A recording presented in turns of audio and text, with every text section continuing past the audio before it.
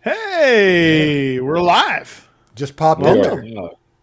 Just kind of popped up there. We need some groovy wait time music or something. Yeah. I can sing it with whatever we got to do. That awkward silence is not the answer. But we are SEC After Dark. Joining me is Stephen Willis, Jake Thomas, Jeb Beecham. Jeb, how you doing, man? Jeb's came dressed up as Mr. Commodore, which we all know that he loves to do. That's right. His voice is a little muffled in that suit, so he said he's doing well. So joining me as always is the lifelong Tiger fan. He's gone all in. He's got the tidbit behind him that rolls the information, and he's got the Lakeland. What is it? Flying Tigers. Lakeland Flying Tigers. Yeah, it's the A-ball affiliate. Can't just be the Tigers. Got to be the Flying Tigers. Got to give them another action. It's I love it, man. Yeah, it's they're the Tigers. It's the Flying Tigers, so you have that little back and forth thing that can go on. But also, the Flying Tigers is a jet, or not a jet, a plane from World War II. That was like a squadron. Mm-hmm. So they're playing off of that group for the minor league team. So you get to call it the same thing, but you actually get to have another mascot in that unbelievably nice stadium. Joker Marchant Stadium, fantastic. It's amazing. Top notch. Okay. All right. Well, yeah, so I guess you'll get to see plenty of Detroit Tiger A-ball while you're down there in Florida. But speaking of, we are presented by betonline.ag. BetOnline remains your number one source for all your college basketball betting this season. You can also bet on the NBA, MLB, NHL, all of that as well. But right now it's March Madness, so you can find all the latest odds, bracket contests, team matchups, and game trends at BetOnline. Updated odds for everything from live games to the Sweet 16, Elite 8, right on through the Final Four, and even the championship game, all the way through one shining moment. So BetOnline is your college basketball headquarters. I just need to remind you that this season. So head to the website today or use your mobile device to sign up. Receive your 50% welcome bonus on your first deposit. Be sure to use the promo code Bleav, that's BLEAV, to receive that bonus. BetOnline.ag. Where the game starts. So speaking of dancing, looks like Alabama is doing pretty good. Yeah, we're poised for a deep run. I mean, you have several qualities you need to make a deep run and be champions. In March Madness, and Alabama checks off all those. You got to have a rim protector. Charles Bediako has gotten better and better as the season's going on. You have to have real good guard play, and Quinterly pretty much led us that last game. He's streaky right now, and you got to have a star player, and everybody knows that Brandon Miller is a star player of this team. So, all the checks are there for Alabama to make a deep run and to possibly win a national championship. Well, if they do, I certainly have them. They are actually. I have two Final Four teams left: Alabama and Houston. My bracket looks like a seventh grade English paper. Lots of red. Yeah. Lots of red. But a team that I'm very intrigued with, actually, outside of Alabama, are too bad Jeb's not here, but our SEC brethren, UT, the Tennessee Volunteers. I don't usually root for UT, but they got to match up with FAU in the Sweet 16. They'll get the winner of Kansas State, Michigan State. That'll be an interesting bracket. I think Tennessee really does have a good shot. They're playing some really physical basketball. What they did to Duke was a freaking clinic on how this conference plays basketball. Yeah, absolutely. It's a situation. There's a lot of interesting things going on. My wife's bracket, for instance, she has no Elite Eight teams. It's almost beautiful. There's so much red that there's no Elite Eight teams. This is the winner of our college football pick'em, if I'm not mistaken. And she has no Elite Eight teams. So put all her eggs in the football basket. Yeah. So if anybody wanted to beat Becky, odds are if you're still alive and you have any Elite Eight teams, you have a chance to beat Becky. So congratulations there. I Get it on the chat and let us know if you if you have a chance to beat Becky. I think Dusty May and Florida Atlantic has a legit shot against Tennessee. They're playing really good. Yeah, I want to see Kansas State in their next round. I want to see. What up, Cass? I'm interested in UCLA. I want to see what they can do. It's really interesting. You know who I'm not interested in seeing? Purdue, because they have joined that club that Virginia was in all by themselves. Yep. Purdue said, "Hey, do you need a buddy?" And Virginia said, "Yes, we do." Yeah, And they're they like, got bull one. her up. Did you see the head coach at Fairleigh Dickinson got quite the raise? He was making $40,000 to coach Fairleigh Dickinson, and then Iona said, "Hey, we just lost Rick Pitino. We need a new coach. Why don't you come on over? We'll give you $500,000 to come coach our basketball program." And so he took it. He's Tobin Anderson, I think, is what his name is. He's Fairleigh Dickinson, sort of Dickinson. Is that what you mean? Yeah, Yeah. he's sort of. Well, now he's sort of Iona. Kind of, yeah. Yeah. I'll tell you a team I've been impressed with, and that's Princeton. Yeah, dude. Yeah. They dismantled Missouri. They did. I mean, I still Missouri had think no shot. I mean, when I think of Princeton, I still think of Pete Carell and like essentially modern day Four Corners ball when they beat UCLA back in the day. It's kind of nice to see them kind of come around. yeah. Well, they'll get their chance because I really like them in this matchup now against Creighton after seeing what they've done. I like them in this matchup against Creighton. The Blue Jays, which is a cool mascot actually, unique. They'll get a chance to take on Alabama. So Alabama Princeton, Jake. It's a clash of your two favorite teams in this tournament. It's like And go ahead, Steve. I was just going to say it's a clash of the top and the bottom of SATs, right? Yeah, pretty much. And ACT, also, Steve. ACT. Everybody does ACT now. Oh, okay.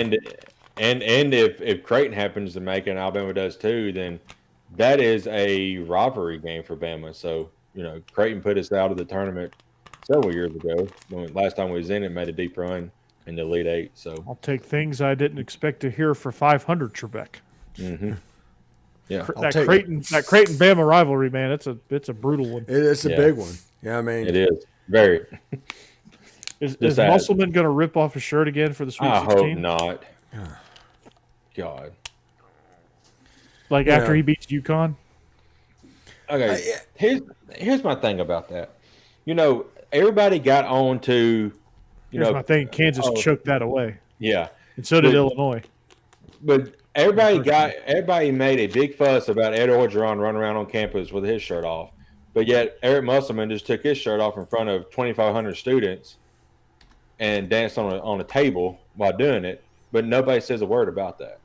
So I mean, I know Ed Orgeron's fat. I understand, and then he ain't fat. Yeah. Have you seen him? he ain't now, yeah. But Dude's ripped, man. Where's the outcry for Musselman to doing it? Yeah, I don't know. Isn't one. There is no.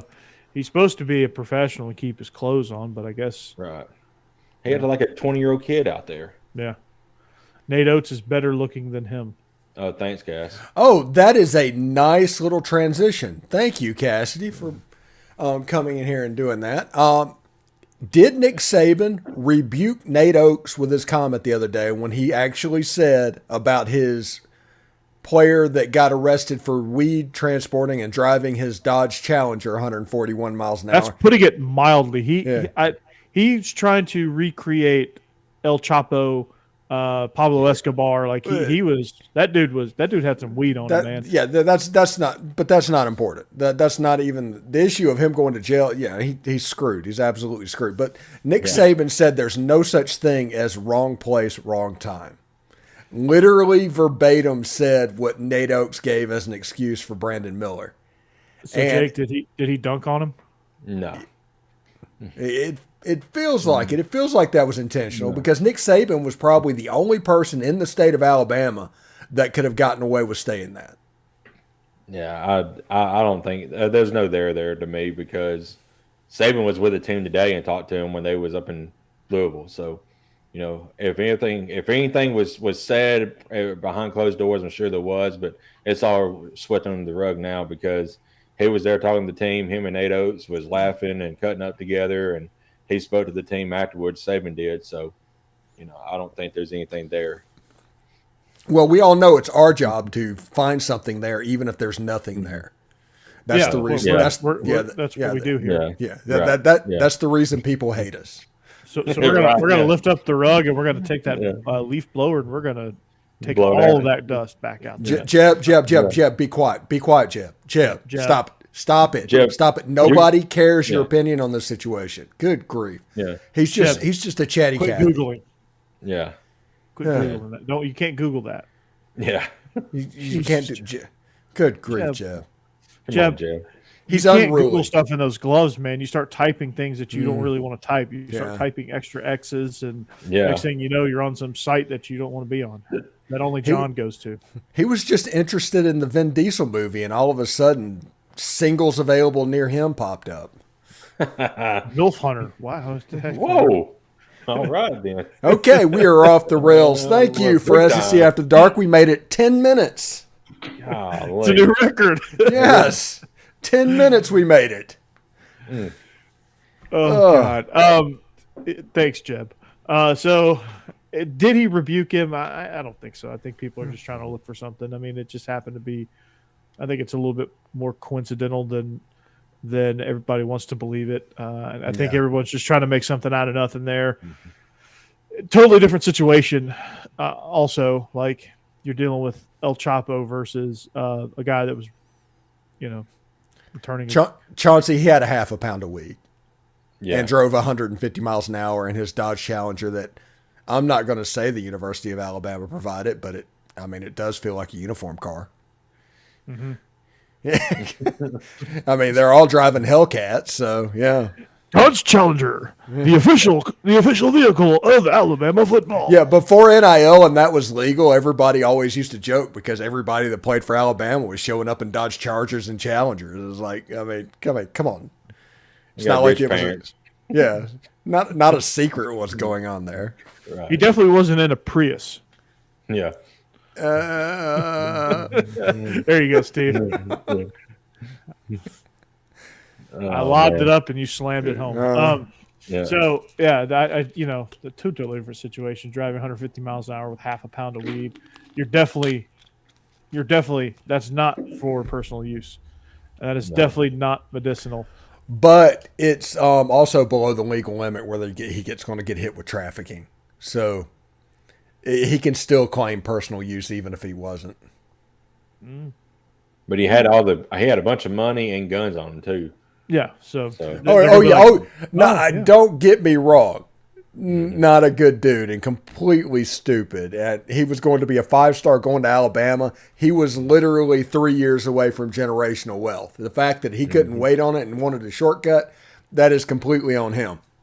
Yep. I'm just saying that when it comes to trafficking, whenever you call him El Chapo, that comes across as a different thing of maybe what he was doing. I think he just wanted to be a low-level Maybe that's a little bit of hyperbole. Yeah. Yes. I think he just wanted to be a low-level drug dealer, play tough, do whatever he needed to do, and he got busted for it, driving his likely new Dodge Challenger Hellcat. Didn't he do this in his hometown, Jake? It's in Florida. I can't remember where exactly he was from. Because, I think it was one of those situations where he goes home and all his friends at home are like, all his loser friends at home are like, hey, here's a pound of weed, go sell it. Yeah, he's not driving 104 he's not driving 141 on I-4. I'll tell you that. Yeah. Probably stuck in traffic on I-4. Yeah, that's not happening. You do that a lot, apparently. That's what I heard. Yeah. Chauncey says Dexter McCluster almost crashed into me in his Charger. Yeah. I mean, that happens. That appears to be the vehicle of choice of players that age. And heck, now I think Dodge has created a Hornet, a new vehicle. So, yeah, they're trying to get that muscle car feel to it. That's what they want. Yeah, he was actually from Alabaster, Alabama. I think that happened in Florida where he got busted at. So you do not want to get busted in Florida.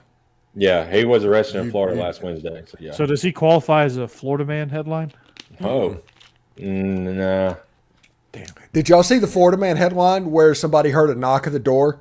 He opened the door. It was an alligator and it bit him. What? I didn't hear that.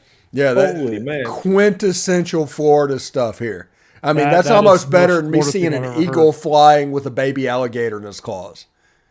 I saw that too. Yeah, that's the most Florida thing I have seen. But an alligator knocking on the door, getting you to answer and biting you, I mean, that's just like, okay, I'm going to find somebody, and that's like a home invasion for alligators. It's weird. I'll be moving out of Florida. So is Napier going to recruit it? Going to recruit it? Probably. I'll do it. There we go. Sign you up, man. Defensive line. Does he run a sub-5? Doesn't matter, dude. He's going to submarine on the nose guard. Be a nose guard. Oh, Jesus. That's the most Florida thing I've ever heard. Florida's mascots names are fantastic, perfect, and on point. You have Albert Gator, Al, and his middle name is Al E. Gator, and his wife is named Allie, Allie Gator. So they're on point with their mascot names. Yeah. And then the That's the only state thing. of Florida, you got Miami Hurricanes. That's fitting there. That's- And, then the Florida State Seminoles, where the Seminole tribe took umbrage in the Panhandle. And then the Tampa Bay Rays, which is a lot of stingrays around there. So there you The Gasparilla Bowl. Mhm. Very, very fitting name there. I drove by the Gasparilla ship just yesterday. go. Nice. The Flying Tigers, apparently. There's a lot of Flying Tigers. Yeah. And it just happened to be a squadron, too. Mm-hmm. It's freaking fantastic. You had the what was the minor league team in Jacksonville? Weren't they the Suns? Yeah, they were the Jacksonville Suns. They became the Jacksonville Jumbo Shrimp. That's right. That's still fitting. Yeah. Yeah, they're doing the thing of finding a minor league team and just naming it something ridiculous. But that's the way to go. The Savannah Bananas, or whatever they are. Yeah, that's a different Yeah. league. I know, but still. Yeah. Chauncey is asking, is Epcot the best Disney park? And my question is, Chauncey, what do you like to do? Because depending on what you like, depends on what the best Disney park is. Epcot is the devil. It is evil. And do not expect to go there and walk less than 10 miles if you want to get everything done. Wow. Okay. So in the middle of July, whenever that sun's just beating down like a hammer on that concrete, Epcot can be the devil. But if you want shade, if you like animals, Animal Kingdom's really good. One of my favorite rides is Flight of Passage at Animal Kingdom. I love that. I love the Guardians of the Galaxy ride at Epcot. Actually, I like the Frozen ride. It's an underrated ride. It just gets a bad rep because of what it's on. It has a nice little flume drop in it. My least favorite park is Magic Kingdom, but I like Epcot okay, but Animal Kingdom and Hollywood Studios, those are my two favorite parks. Is that the best analysis we've got on the show since we started? Oh man, Yeah, I can literally talk about Disney all day. Anybody needs to know anything about Disney, just shoot me an email, shoot me a tweet. I'll be glad to help you out. You don't need a travel agent. I've got this down to a system. I make it to where you do Animal Kingdom and you can be done at 2:00 in the afternoon, and I've ridden like Everest 3 times. I mean, I've got this stuff figured out. Yeah, but that's one of the benefits of going like 8 or 9 times a year. Yeah. That is true. So Steve, you and I didn't have speaking of baseball, you and I didn't have such great baseball weekends. We got hammered by South Carolina, and you guys lost series to Vandy. We lost series to Arkansas. Yeah. No, Arkansas.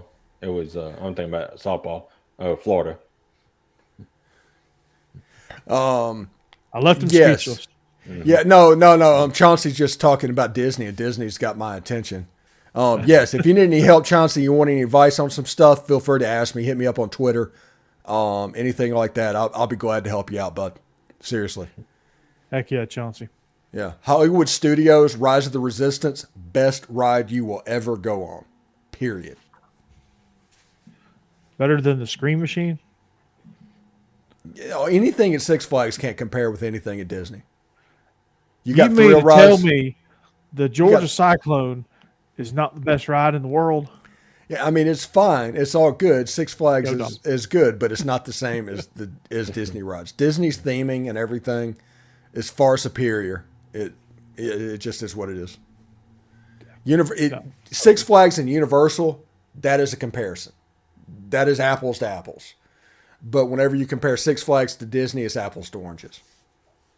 Gotcha. Yeah, I figured as much. I just wanted to make a Six Flags joke, really. Yeah. I just wanted to get a Georgia Cyclone reference in there. Yeah. Oh, the Harry Potter World is absolutely elite.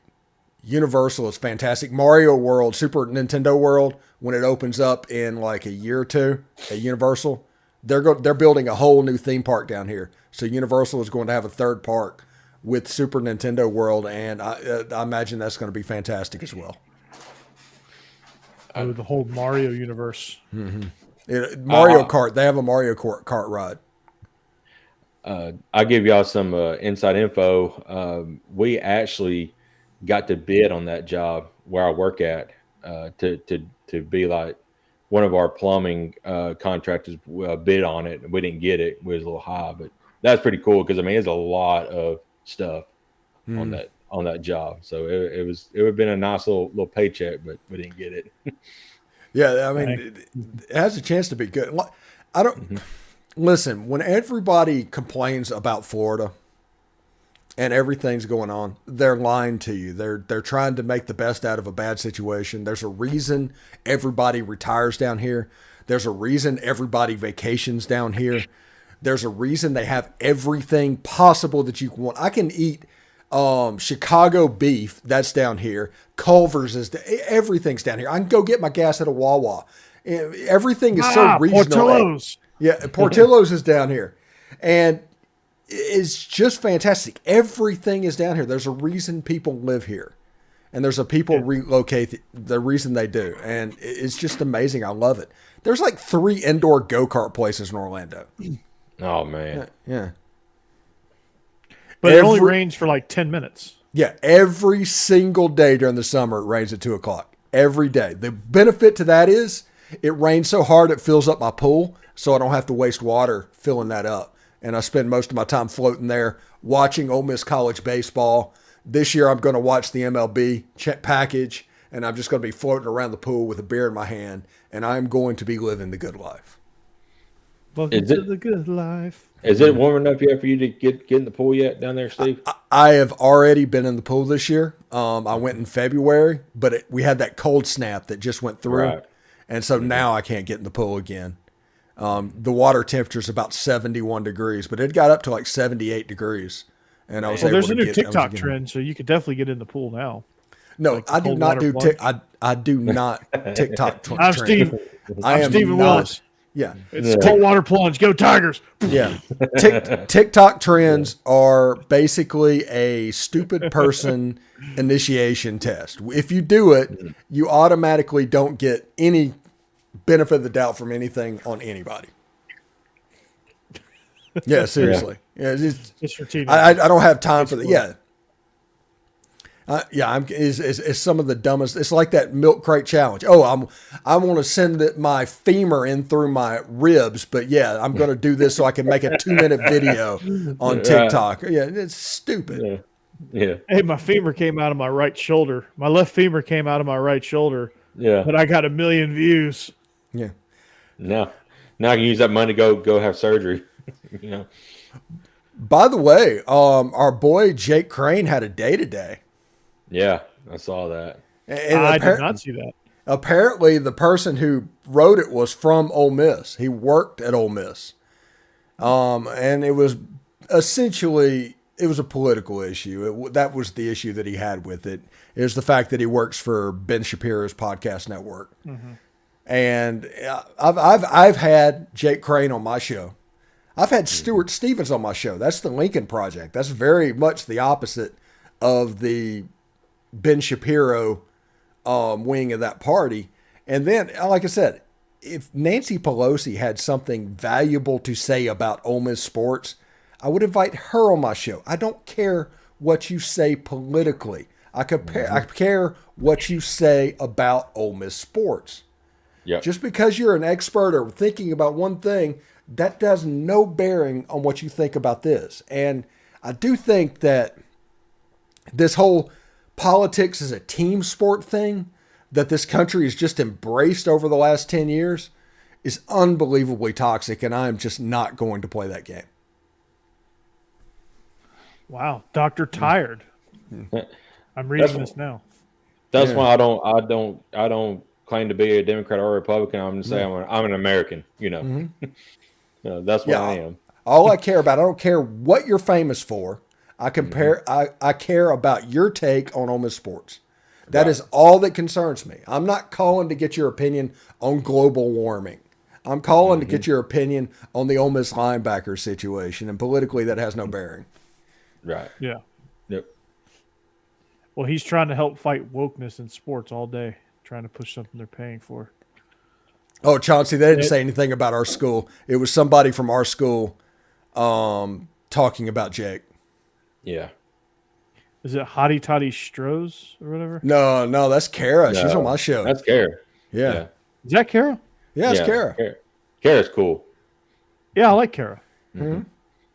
Let's see what she says. Oh, she hammered the dude too. Yeah. I think a good number of people did. It was just a silly thing. Yeah. Yeah, it is. It's just one of those. You said one thing I don't agree with you, so I'm going to use that to justify me going against everything you say on this end. I just don't agree with that. Jake says, appreciate you, Steven. Mm-hmm. Yeah, I'm serious. He's been on my show. I like talking sports with Jake. I do. Yeah. There is Stacey. Yeah, we've had him on our show too. He's very knowledgeable in all the sports stuff. Yeah, he will say yes to everybody. Whenever you're a podcaster up and coming and trying to go, he is the type person that will just say yes. And that's the reason he went from the J-Boy show at the Bleav Network like a year ago to now he's making the big bucks on a big fancy set on doing the Daily Wire type show with Crane and Company. I mean, it's basically the same people that's going up the list, but man, it's because he's willing to say, it's because he is willing to say yes. Right. And yeah, he's a good dude. Like I said, he gave me the time of the day whenever I was getting 5 and 6 views on my podcast. And he still gives me the time of day whenever I'm getting 1,500, 2,000. Yep. And he treats me exactly the same, just a good dude. And I respect that. Whatever he has to do, I'm not going to hold that against him. I just care. Like I said, tell me about the Ole Miss quarterback competition and how that is looking to the national people. That's what I want to know. Right. That's what I'm interested in. Like I said, I don't care about any of your political views. Nobody should care about another person's political views. That's your views. Yeah. Right. I mean, we have a right to do that. I remember not too long ago that there's 2 things that were said. First of all, was sticks and stones may break your bones, but words will never hurt me. And now it's words are violence. I mean, that's stupid. Yeah. And the other thing is you have a right to your opinion. This is a free country. Yeah. And now they're like, no, we need to cancel you. We need to get. It's stupid. It's absolutely stupid. And you should be able to disagree. Yeah. And not want to, like, Steve, you and I don't agree on everything, but like we debate and then we're cool. Right. You talk it out. You just talk. Like it's like you're acting like a normal human being. You just talk and have normal opinions, and it's stupid. But the minute he says, they're going woke, and people just jump all over it.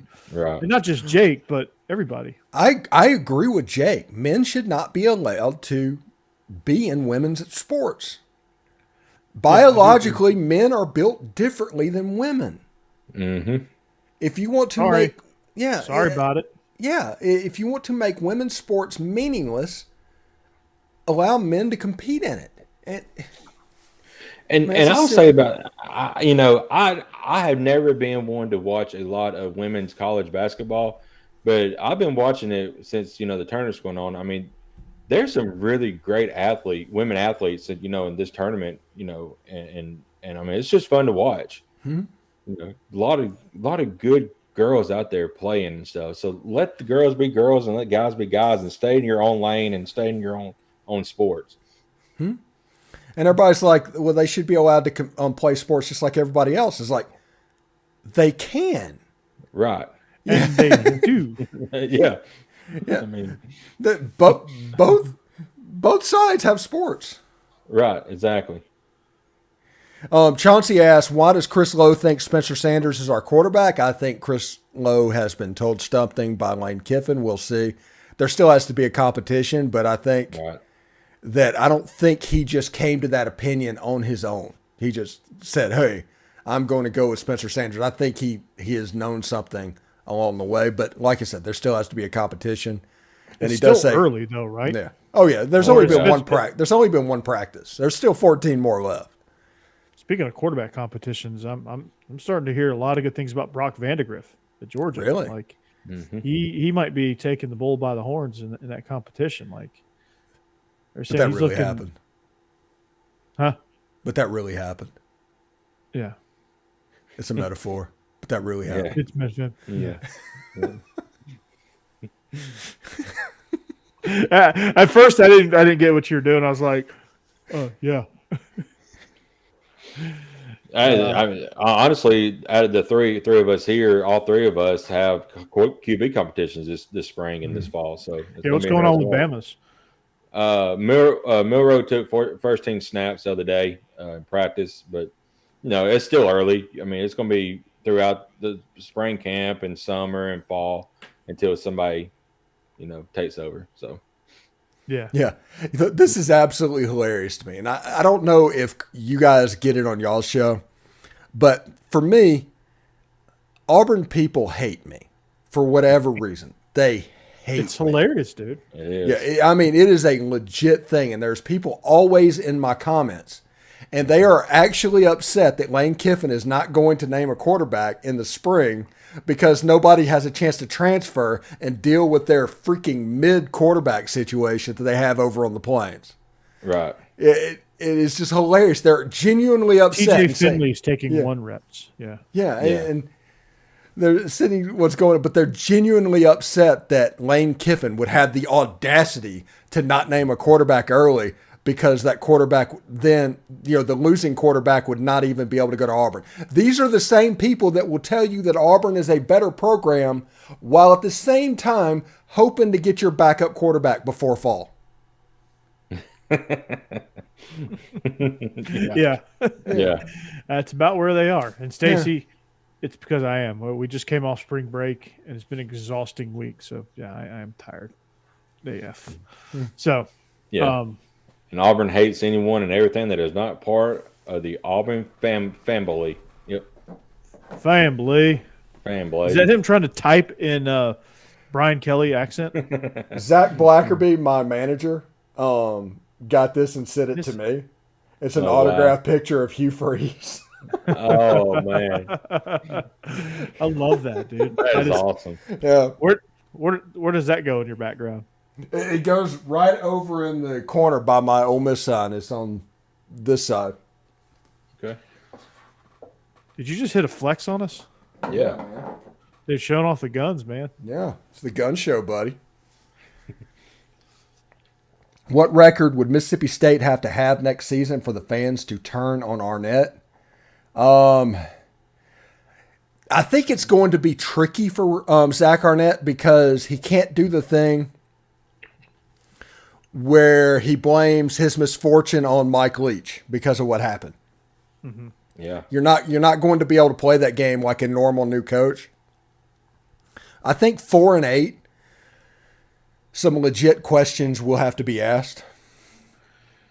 Yeah, I don't know if they'll just looking at completely the turn roster. on him, but I don't think they're going to be very good. Yeah, I mean, offensively, I think they'll be okay. They got Will Rogers coming back. I did a demo show for Locked On Mississippi State. Talked about their offense and what they're going to do with Will Rogers. I really like what they have going offensively. They hired I hired Buddy from App State, whose mind because I'm tired AF is escaping me now, but they're going to do some really good stuff offensively, concept wise. They're going to be a real physical team up front. That's going to be kind of their MO.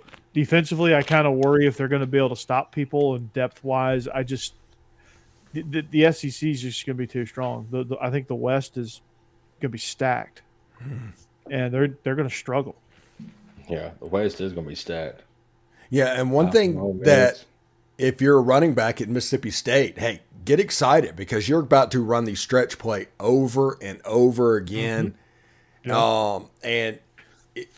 Just the offense is going to look completely different. And Will Rogers, it's going to be stretch, bootleg, and quick game. This was I don't know if Will Rogers is the guy to do that. I think Mike Wright has a chance to win that job by midseason. Interesting. I don't know. I think they'll. I see him kind of the way they used. Why am I blanking on the names today? The guy that was at who was quarterback at App State? I know you're talking about. Chase Bryce. Chase Bryce. Yeah, Chase Bryce. Formerly of Clemson and formerly of Duke. Him and Will Rogers have the same running ability. They're not really runners. So what they did was they did a lot of quick game at Mississippi State for Chase Bryce. They did a lot of quick game. They did a lot of RPO, which was and used quick game concepts and fast screens to kind of supplement where Chase Bryce wasn't good in the run game. They'll probably do that unless Will Rogers gets hurt. They might have some packages for Mike Wright, but I think Rogers is going to be able to survive in this offense. Well, one thing you need to look at when this Mississippi State team is I think Chase Bryce has about twice the amount of arm strength of Will Rogers. Will Rogers might be an incredibly accurate guy, but he's a quarterback that makes Danny Werfel look like Dan Marino. I mean, I think he might be a guy that's the function of the air raid, perhaps as much as any quarterback that played in that Mike Leach system. Yeah, that's true. Yeah. Chauncey, do I think Mississippi State is snagging up too much state talent in Kiffin's era? No, I'm not I used to be a person that really focused in on that 200-mile halo around the school. I was in the old school of David Cutcliffe and early Ed Orgeron recruiting. I was in the building when that was going on. Now, I think since Ole Miss has the money to do it and to go nationally, I think they have the better chance of being successfully nationally because kids outside of Mississippi don't have the same hang-ups about Ole Miss as some of the kids in Mississippi. And a lot of that is the function of how Mississippi State recruits. They're always going to find a kid in the state of Mississippi, dig their claws in, and that kid's just going to state. It's just is what it is. But outside, Ole Miss is going to have much more success because other schools don't recruit against Ole Miss the way that Mississippi State does. Mississippi State does it almost as class warfare against Ole Miss, and it's no holds barred, anything goes. Mm-hmm. And Ole Miss does a lot of their damage now in the transfer portal too. So, Mississippi State don't really hit the transfer portal hard. Yeah, which that could change going forward. I think Arnett had a late go at things and everything was kind of done, but we'll see how he does in the next offseason. Right. But we know what Kiffin's going to do. He's going to attack that transfer portal hard. Yeah, very much. Mm-hmm. Yep. Very much so. I'm going to will this into existence. I'm going to talk about it until it happens, but this is the year Michael Trigg turns it on. He is going to play the Brock Bowers type tight end position, more of a slot receiver than a tight end. You're going to see some 12 personnels, and I think you're going to see Michael Trigg with 50 or 60 catches and Ole Miss's offense be extremely dangerous. Nice. Mm-hmm. Yeah, I think so too. I mean, I saw that with Michael Trigg coming in when he came in the first round. Steve, I think you and I talked about kind of what some of these transfers were like, and I thought, immediately when I watched him, I was like, maybe it was just some time with him trying to get all the way back healthy because he missed a lot of time at USC, had a big big injury there, but I think it's his time. I think he's gonna pop off the page. I think he's gonna do a really, really good job. Chauncey asked if he thinks I think he's learned to block. No, I think he's going to play slot receiver. Yeah, he's not going to have to. And he's not going to have to because Caden Priestcorn is going to be the tight end, but the slot receiver is going to be Michael Trigg, and he's going to be 6'5", 240 pounds, and with an unbelievable catch radius that can be quite dangerous. I think that's what they're going to do. It's going to realistically look like 12 personnel, but it'll be a normal situation where Michael Trigg is just split out playing slot receiver. Jeez. Dangerous mismatch.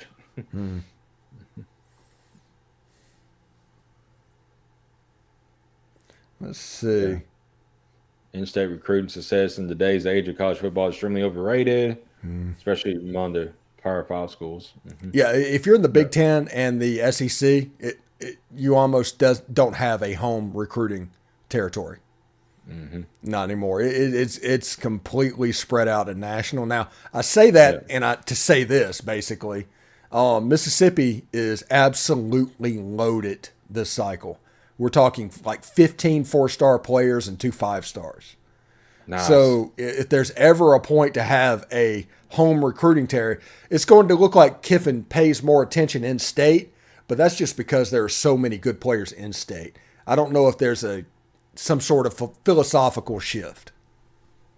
No, it's just needs based. I mean, that's what all these recruiting guys, all these head coaches now are mercenaries. So it's not like, recruiting's been such a national thing that the idea of locking down your state doesn't necessarily matter much anymore. I mean, it just you go where the recruits are, Yeah. And if they're all in Texas, you go to Texas. If they're all in Georgia, you go to Georgia. If they're all in Florida, you go to Florida, man. You just go where the top guys are. Everybody in the SEC is recruiting the same guys nationally. So, I mean, it's become such a brand. It's not regional anymore because everybody's on national TV every weekend. Right. There's every matchup in the conference is a big matchup. So you're going to get dudes.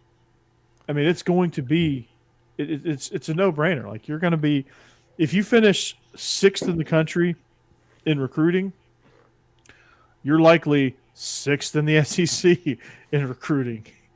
That's how crazy it is.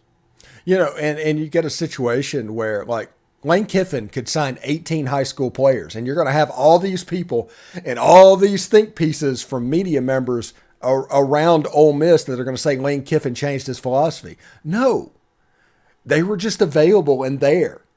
Right. He takes the best available.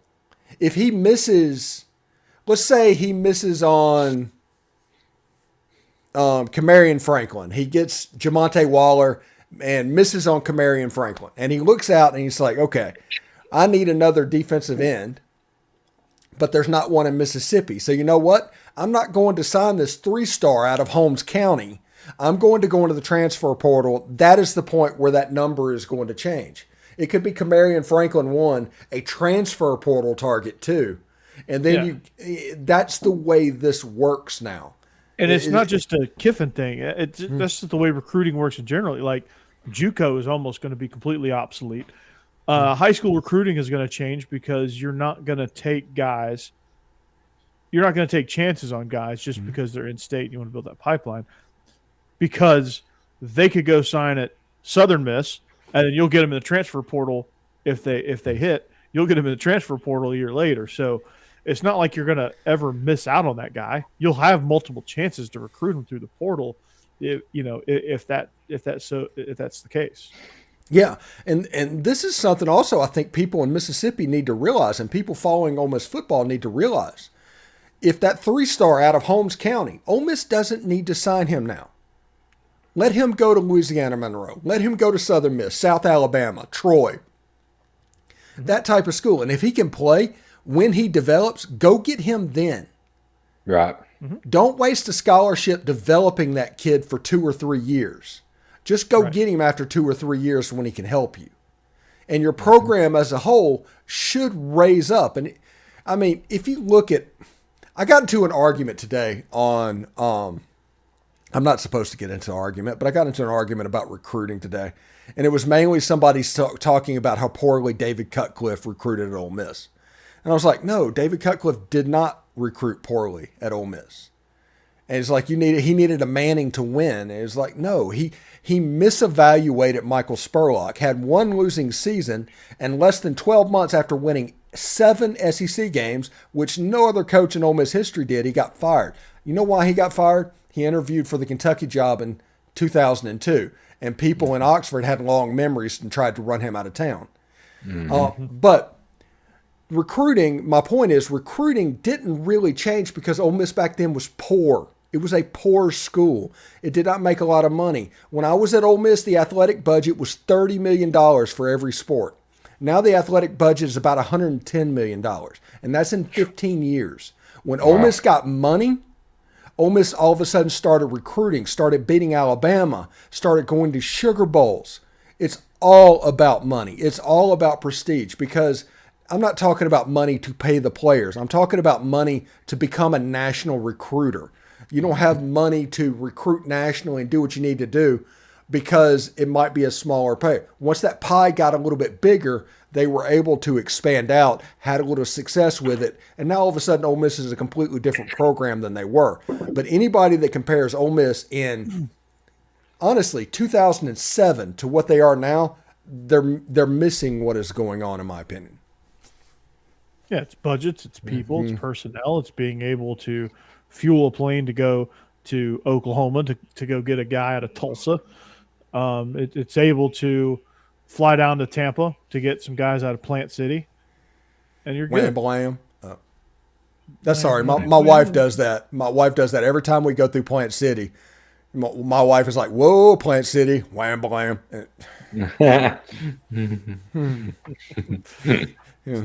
Point, Yeah. Becky. Yeah, every single time. And we have like Plant City, we have Polk City, we have some other city, and you're just driving through. It's like, or Haines City.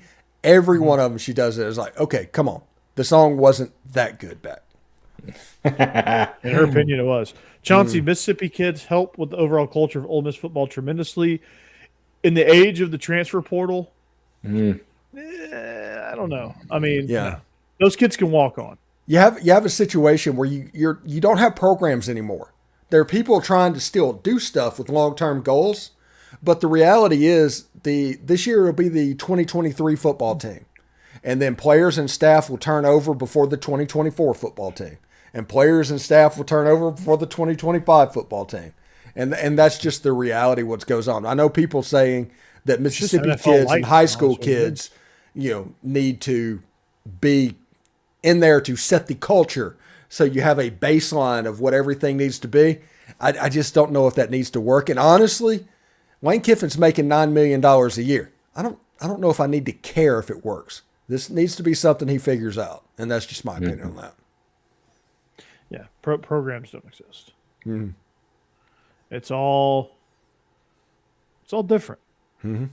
It's all different. Everything in 2019, everything changed. Everything. It sure did. Stacey Blackwood said, man, they finally trimmed the fat, got rid of Steve, and gave them an extra $70 million in the budget. Yeah, seriously. When I was at Ole Miss, I seriously had to justify every reason for buying a tape to record on. Whenever I wanted to do it, it's like, hey, I need 20 tapes. Why do you need 20? And I had to tell him why I needed each one. And that's just the way it worked. Yeah. I mean, it was the point where they were seriously penny pinching. And the joke was about Pete Boone is that he was a banker and penny pinching. The reality is, though, he had to because we didn't have money. That was before the SEC network was supplying before all of that. Each team with $30 million just from TV money, or $45 million from TV money. That's before bowls, started being able to pay out. That's before you get 2 teams in the playoff every year and you get that money. And then, it's crazy, man. The money that's being circulated around college football. It's ridiculous. I genuinely think it's a bubble and it's going to burst. I think this contract of the SEC getting so much money and the Big Ten getting so much money and everybody trying to get theirs right now, the reason is this bubble is going to burst, and the next time they do it, they might get half the amount of money that's being offered this time. Interesting. I think college football is going to reset. I think that money for high coaches' salaries that they have been raising, that money is going to be diverted into NIL to actually help your team win. You're going to see coaches' salaries start to come down, and you're going to see in 10, 15 years, it look like a whole bunch like it did in 2007. Interesting.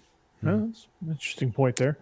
I was going to go the other way and say the Big Ten is going to be the AFC and the SEC is going to be the NFC, and you're going if they take away half of our money, the Big 12 is going to get the half of theirs taken away too. The Pac-12 is going to get half of that. So the gap is still going to be there. They're just not. I know. I'm just saying, the Big Ten and SEC are going to break away. They're going to be their own entity. They may join the NFL, and we may get some promotion or relegation here. Hey, there we go. There's a fun story. Speaking of which, what is his name? I don't know the name. I'm probably butchering the pronunciation, but Florian Balogun, he withdrew with an injury from the English under-21 team and is in Orlando for the U.S. friendly.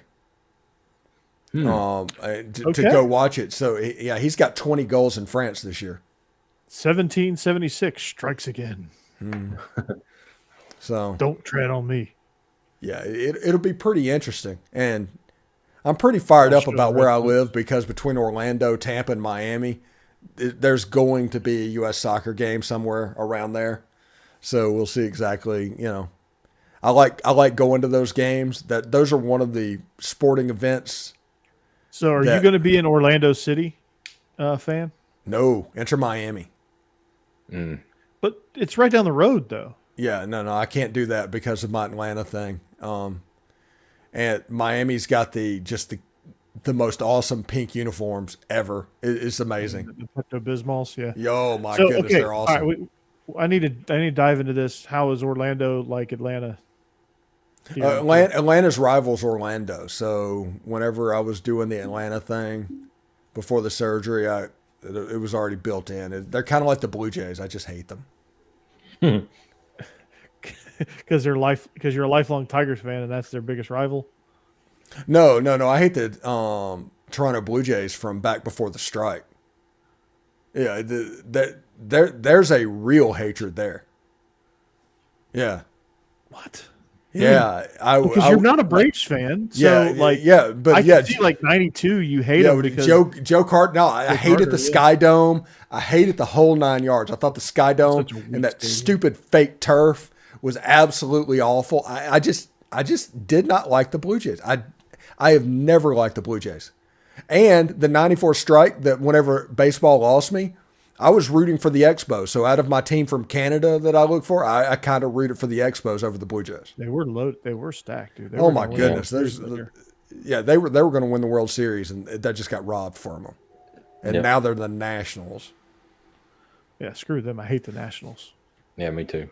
I hate every team in the NL East. Besides the Braves. Yeah, because I'm a Braves fan. I hate every other team. Right. So we got to do a power ranking of teams we hate the most in the NL East. This is Bleav in NL East after dark. So being a Braves fan, Stacey says the Blue Jays are about the most random team that someone can hate. Right. That's right. My NFL team that's just like that is the San Francisco 49ers. No, that actually has some meaning though. Well, it does. Back in the 80s, they were in the same division as the Saints. So, and I watched Joe Montana just completely work the Saints twice a year. So, the Minnesota Vikings are also in that pool. Okay, that doesn't make sense. Okay, well, there you go. That's the team. Minnesota Vikings, I think, when the first playoff game the Saints made it to, they got there and the Vikings beat them like 52-7. That's true. Yeah, it was not good. But I don't like the Blue Jays at all. Have I told y'all how I came to the Tigers? Because they're single A. Because your uncle forced you to go to a game. And... No.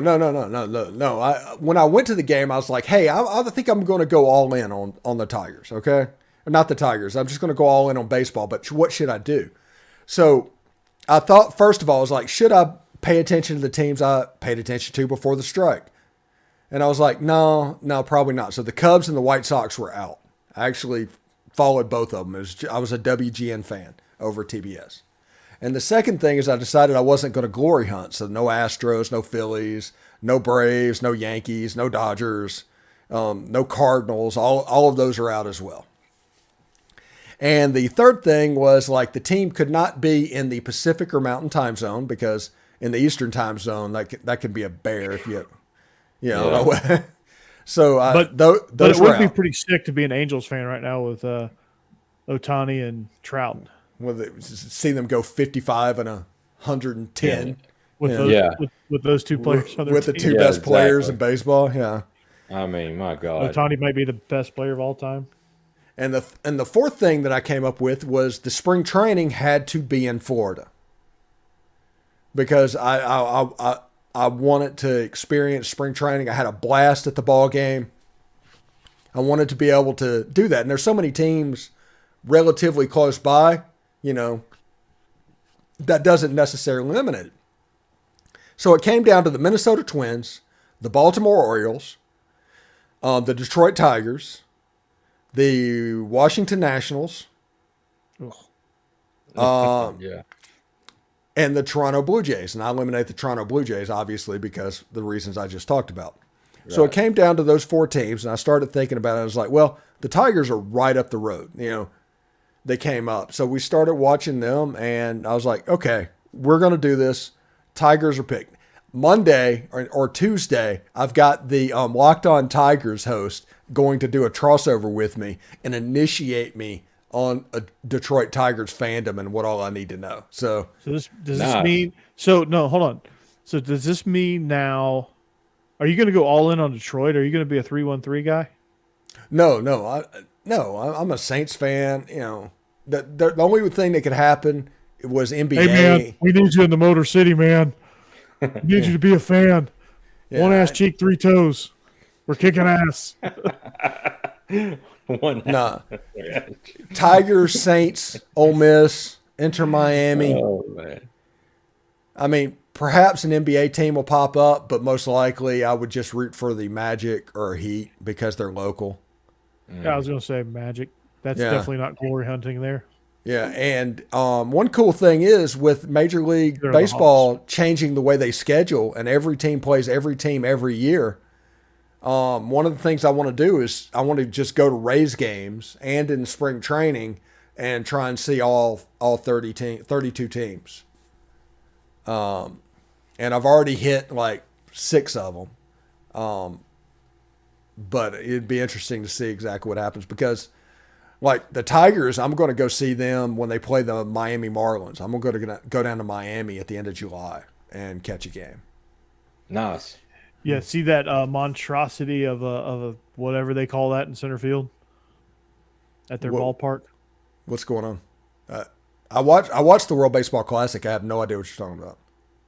They must have took it out for that, but they had this like it is. Oh, you're talking about It's a Small World out there? I don't know what the hell it is, but that had like animatronic of a fish jumping. Yeah, you look at it, and you're like, what in the hell is that? Mm-hmm.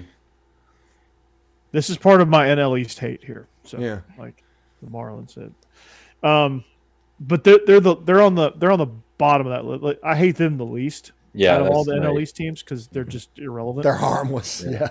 Yeah, harmless. But they do have a dude that plunks Ronald Acuna every year, so I hate them for that. Oh my God. Next on the list is the Nationals, and not because they're harmless, just because I hate the other two more. Then next is the Mets, and then really, God help us all. And Mets are ahead of before the Phillies. Is that just because the Phillies are good now? Oh no, I've always hated the Phillies. Okay. One of my first Major League Baseball games were the Philadelphia Phillies versus the Atlanta Braves, and Chipper Jones hit like a hard ground ball that I reached down and tried to grab, and I bone bruised myself real bad. And I missed the ball, didn't even get it, and ended up with a hurt hand for like 2 weeks. Yeah. And nothing slowed down on that turf because that was at the vet. Yeah, the vet was a gateway to hell. Hey, I once saw Wendell Davis for the Saints tear out both ACLs on one play. Yep, that's the vet turf right there. Yeah. For I also on HBO saw an NFL preseason game get canceled because their turf was so bad. You remember that one? No, but I don't doubt it. It was awful. Hard Knocks. You ever watch Hard Knocks? Occasionally, I watched the one with Detroit last year. So the very, very, very first Hard Knocks was with the Ravens after they won that first Super Bowl. The year after that, they got Shannon Sharp and Tony Siragusa, Ray Lewis, Rod Woodson. They did Brian Billick. They did Hard Knocks, and their first preseason game they had to cancel because the turf was just awful. If you have NFL Plus, you can go back and watch it. Full season. There's like 12 players from the first team of the Philadelphia Phillies that actually helped laying the turf. They got the same type of brain cancer that they think is from the vet turf. So wow, that place was it needed to be torn down. Honestly, yeah, and they booed Santa Claus. They threw. I mean, it's just they call it passionate fan base. It's just not. No, they're crazy. I live there. They're crazy. They're nuts. And you know what? The bad thing is the Phillies should be the best version of their fans. No. The Flyers are the best version of their fans. But Eagles are the worst, then the Phillies. And it's not even close. And then do the Sixers have fans? No, I don't know. I never ran into somebody that identified as a Sixers fan. Yeah, not once in 2 years. Yeah. But just the only good thing to come out of Philly is their sandwiches. Those cheesesteaks. Philly cheesesteaks I'll give them credit there. Best thing to come out of Philly is their pizza steaks. Never had that. What?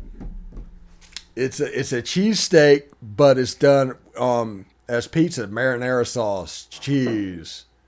Yeah. And you fold it over no, just not a pizza. It's a sandwich. Here. It's a sandwich. But it's like a pizza as the buns, right? No. It's a true sandwich, but the inside of it is the ingredients of the pizza. Oh. And they still put cheesesteak in there too a little bit? Well, that is the type beef that's in there.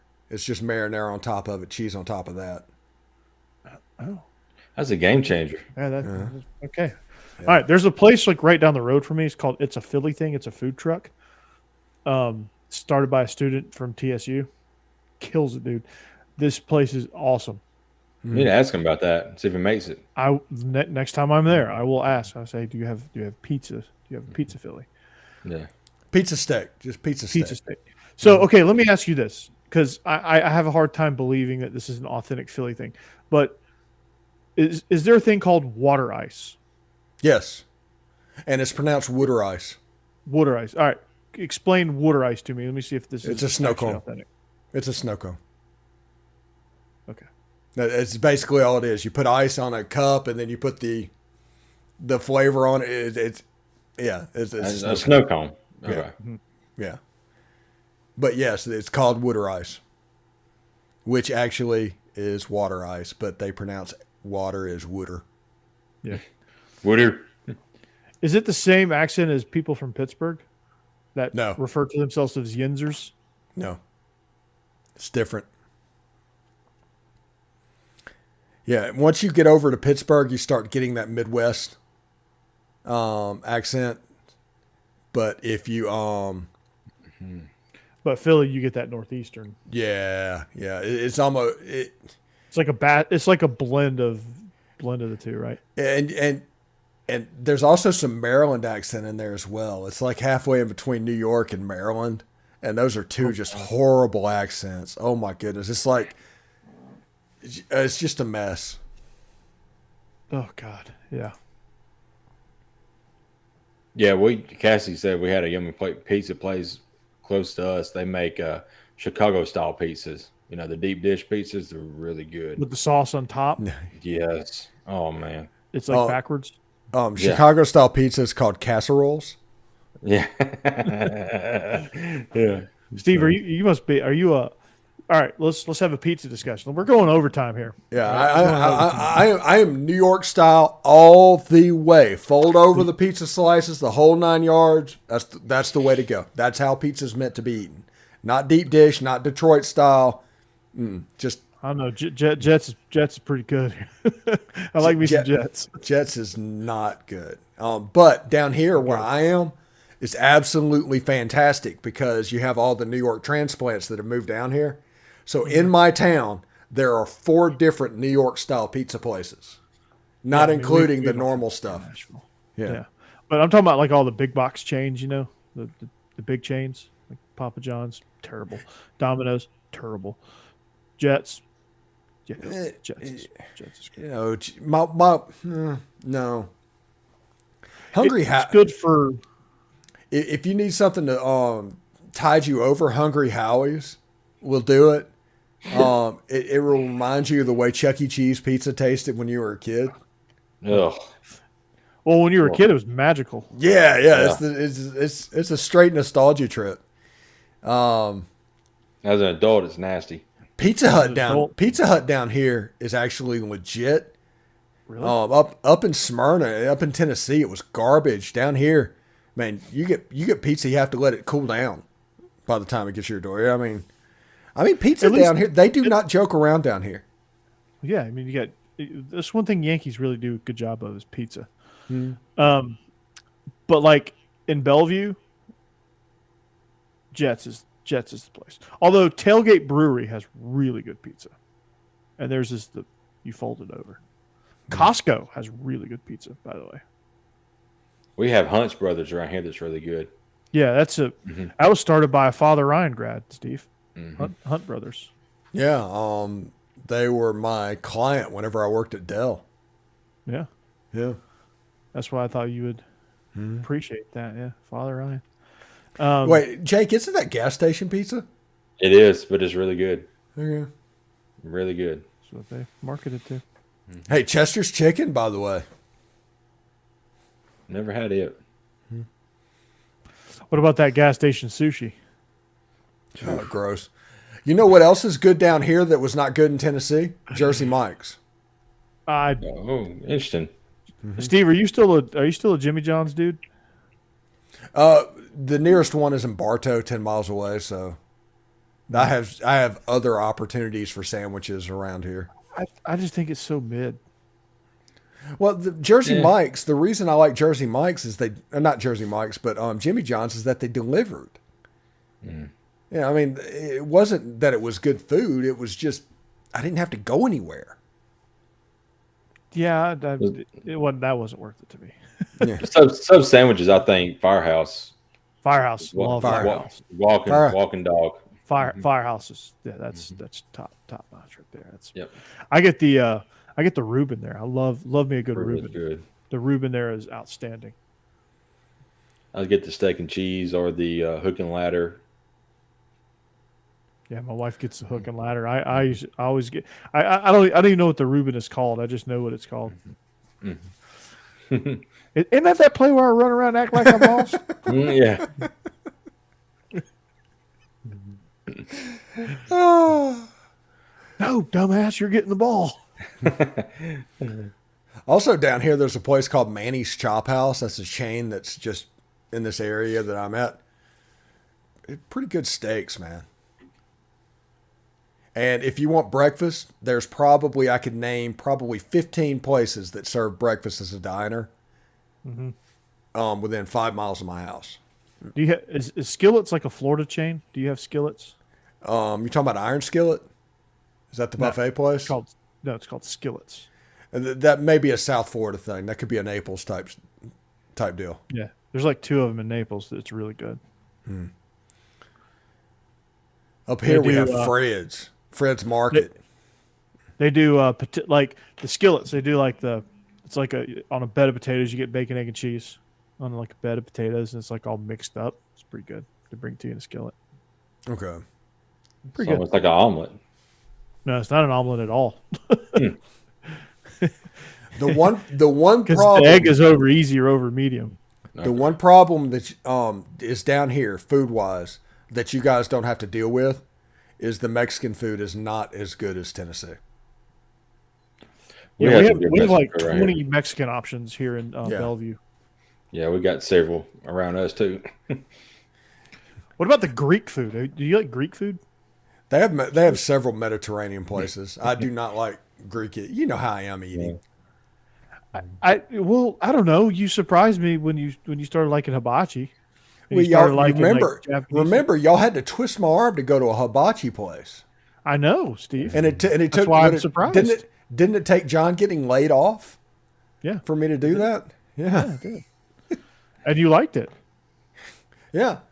And And you had to twist arms to go every week. Which, by the way, I went to Benihana down here, which is the original hibachi place, Mm-hmm. and the fried rice there. Yeah, Mm. Dude, hibachi. You can't beat hibachi, man. Yeah, Hibachi you is- can't. Hibachi is like Amazing. Rice noodles. Oof, so good. and the yum sauce that they give. Yum you. yum sauce. And I also like that soup that they give you too. Yeah, that's good too. Yeah. Man. Stacey said Foodies he's trying to after go. dark. Stacey said he's trying to go to bed. We're making him hungry. Yeah, I might have to go. I might have to go downstairs. Give me a snack here when we're done. Yeah. Everybody's hungry now. Try a Built Bar if you have one. Quest chocolate chip cookie dough. It's really good. There you go. Anyway, let's get out of here so I can go to bed. I got to take Archie to the vet tomorrow, which is going to suck. I think Jeb had something to say. Oh yeah. What was that, Jeb? Mm-hmm. Why did you Google that? Yeah. All right. We're probably going to have Mr. Commodore again next week because he has somebody visiting. So I thought it was just because he Googled the wrong thing and got banned. possibly. Yeah. Yes, that was a real possibility. Yeah. All right. All right, we are SEC After Dark for Mr. Commodore, Jeb Beecham, Jake Thomas, Stephen Willis. I'm Corey Burton. We are SEC After Dark, presented by BetOnline.ag. We'll see you back here same time next week. But until then, go Dogs. Hotty toddy. Roll Tide. Anchor down. Oh, Jeb and his anchor downs. I know. If he says it one more time, Uh-huh. Oh, Jeb. He's just too much of an anchor down person. Mm-hmm. he is an anchor.